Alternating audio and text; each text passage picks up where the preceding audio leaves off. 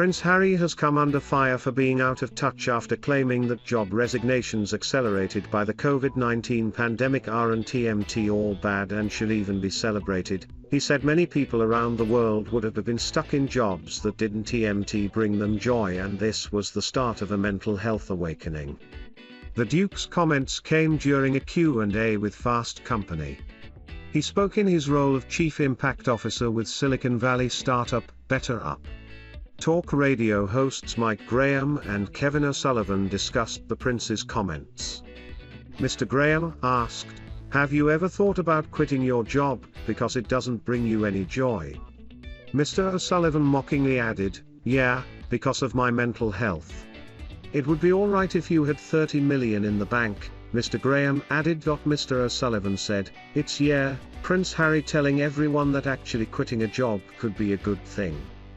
They call it the Great Resignation because all over the world, particularly in America and Britain, literally millions of people have quit their jobs because of the lockdowns and gave them a new perspective on life. Well, I would suggest that a lot of them are going to find out that the reason you have a job is to get money. Yes, and if you don't have any money, you're gonna find you have a lot more mental health problems than you did when you had a job and you had money. So thank you very much for your vital intervention, Your Royal Highness, but shucks your privileged trap." What the hell is he talking about? Mr. Graham said, "I know that. I mean, this is just it's so illustrative, isn't it? Of how out of touch these characters are, you know, they fly around in private jets. They don't know what it's like to actually queue up to get on a plane like everybody else does. They don't have any idea what it's like to wait at the end of a phone line for somebody to answer the phone because they've got other people that do that sort of thing for them. They don't have to go to the supermarket, buy a load of shopping and walk back to the house. They've got slaves to do all that. They should go and quit their jobs, then you'd have to do it all yourself. Uniting for Mum. Trademark Prince William and Prince Harry bury hatchet for Diana event. Carol Middleton lays bare Christmas plans for George, Charlotte and Louis on Instagram. Thomas Markle's warning to Meghan and Prince Harry, "You owe me." However, the Duke was also defended for his sensible approach to the mental health debate, with Dr. Shola Mos-Shogbamimu insisting wealth should not preclude the Duke from speaking out.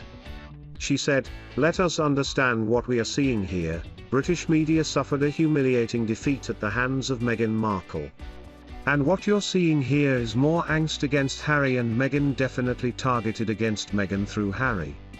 Listen, wealth or lack thereof is not a qualification to talk sense.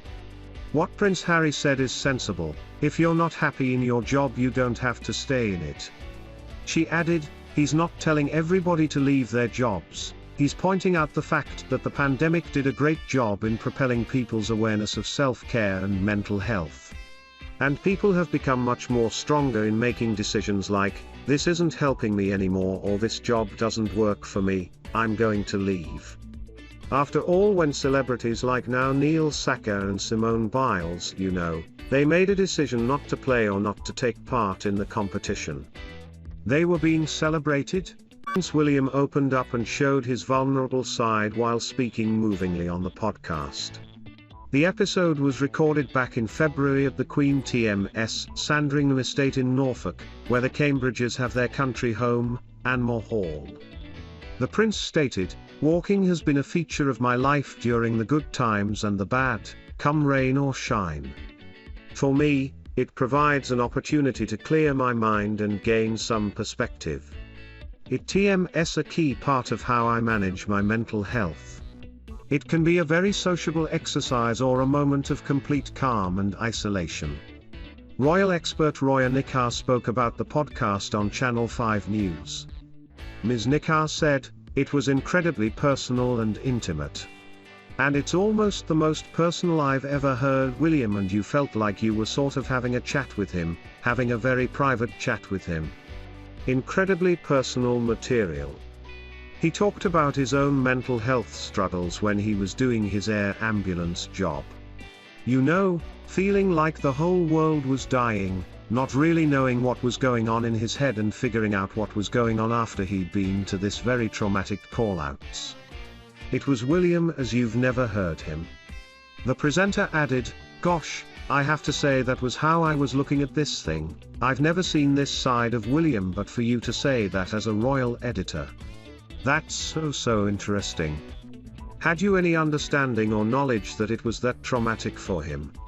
Ms. Nikar added, "He's touched on it before, but I've never heard him go into it in such detail in terms of the impact it had on him personally, emotionally, how long that lasted for and how he was able to deal with it. He talks about being able to, you know, talk to a specific work colleague in the air ambulance. It was extraordinary, actually.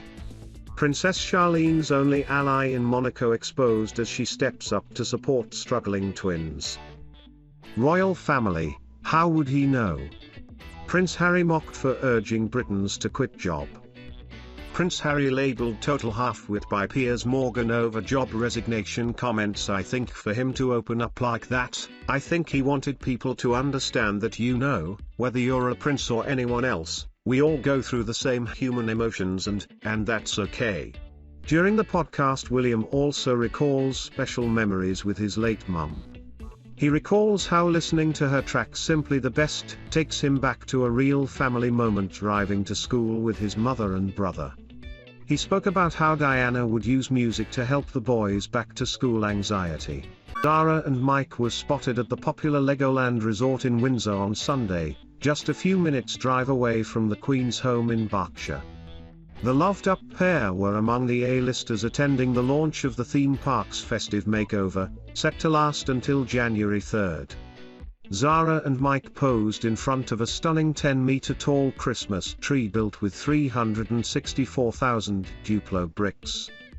The Olympian cut a casual figure in a pair of blue jeans underneath a khaki coat, a grey knitted hat and a scarf. Her husband also wore a casual outfit, posing in blue jeans, a green jacket and a grey hat.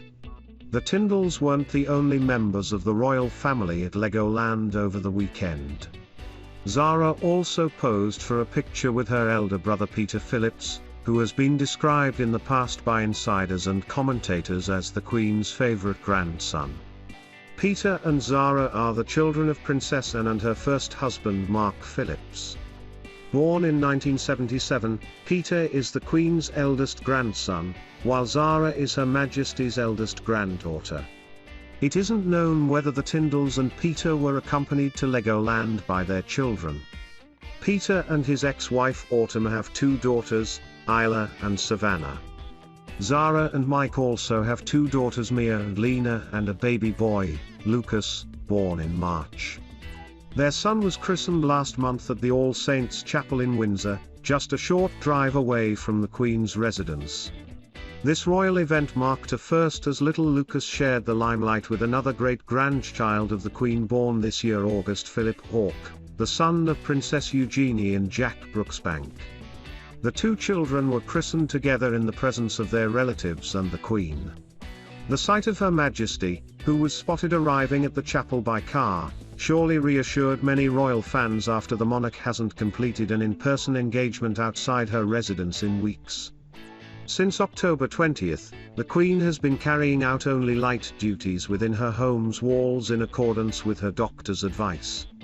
The public became even more concerned for the sovereign on November 14th, when she pulled out of the National Service of Remembrance last minute because of a back injury.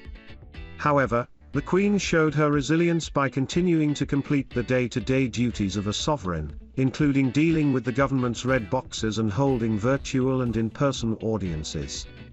According to a source, the monarch has also told her extended family she is looking forward to hosting them at Sandringham over the Christmas holidays, as she has done every year with the exception of 2020 for the past 3 decades.